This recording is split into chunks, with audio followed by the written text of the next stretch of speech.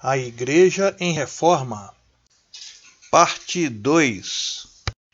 Em 1529, o imperador do Sacro Império convocou uma nova dieta. Decidiu-se que as ideias de Lutero seriam toleradas apenas na região em que os príncipes o apoiavam. Os luteranos, como foram denominados os seguidores de Lutero, protestaram contra essa decisão. Por isso, ficaram conhecidos como protestantes. No ano seguinte, Lutero e o teólogo Philipp Melanchthon publicaram as Confissões de Augsburgo, em que estabeleciam uma nova doutrina cristã. Entre outros pontos, defendiam a Bíblia como único dogma e a livre interpretação dos seus escritos, a fé como única fonte de salvação, o fim do celibato, das imagens e do clero regular, o uso de linguagens locais nos cultos, a subordinação da Igreja ao Estado, a redução dos sacramentos de 7 para 2, o batismo e a Eucaristia.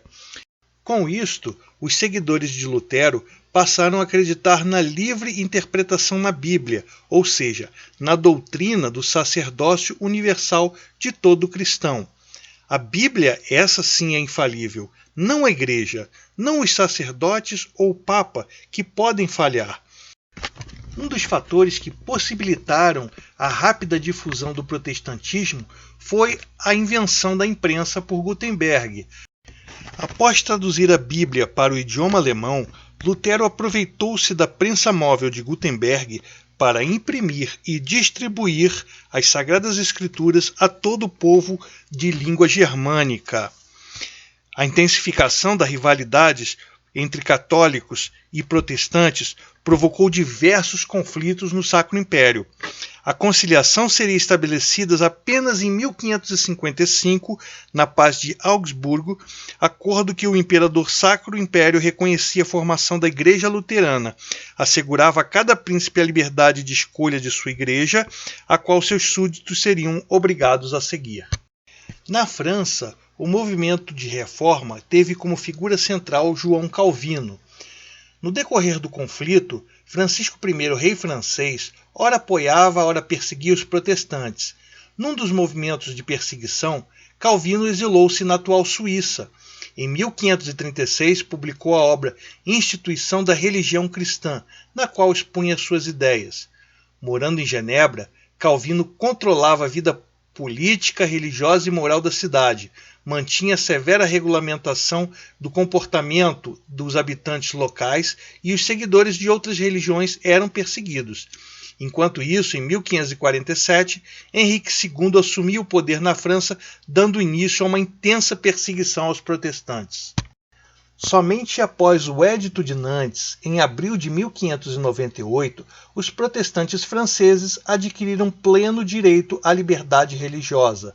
O calvinismo deu origem à Igreja Presbiteriana, com grande penetração na Dinamarca, Holanda, Escócia e também nos Estados Unidos.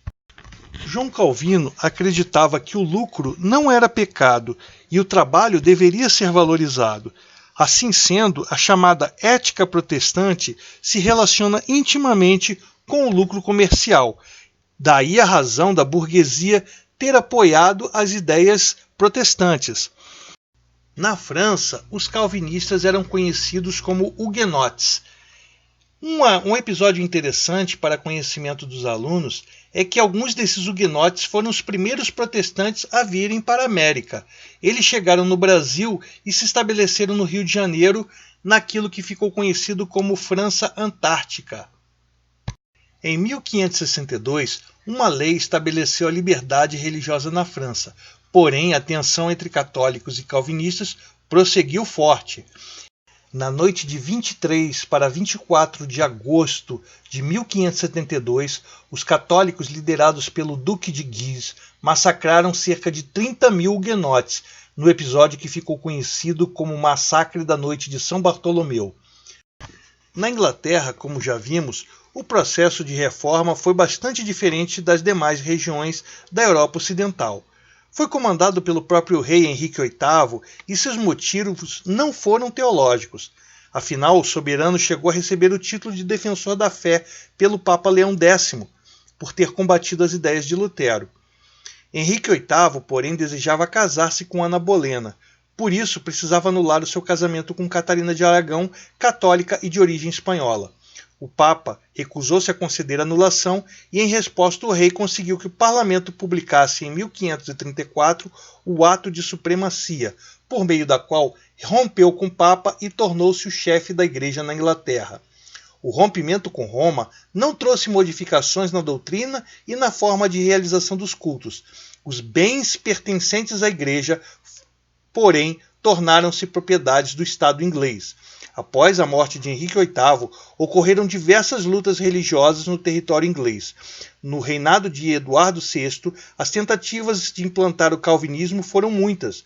No governo de Maria Tudor, filha de Catarina de Aragão, por sua vez, procurou-se restabelecer o catolicismo. Somente no reinado de Elizabeth I, 1558 a 1603, filha de Ana Bolena com Henrique VIII, o anglicanismo firmou-se como religião dominante na Inglaterra. Nessa época, se promulgou a Lei dos 39 Artigos, feitas a partir da doutrina calvinista, mas mantendo a hierarquia do clero e parte dos rituais difundidos pelos católicos.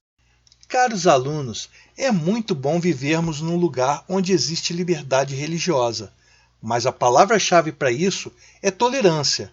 Num mundo cada vez mais intolerante, tudo o que precisamos é amar o nosso semelhante.